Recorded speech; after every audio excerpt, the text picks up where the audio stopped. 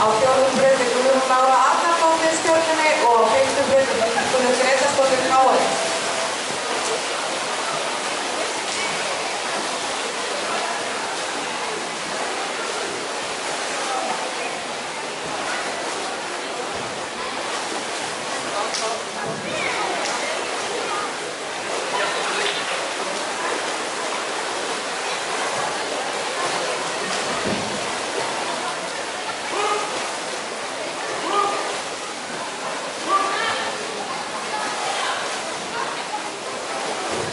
Við förum í verðlaunaafhendingu eftir 100 skrið kvenna sem jafnframt 100 skrið karla sem eftir 14. grein. Þá verður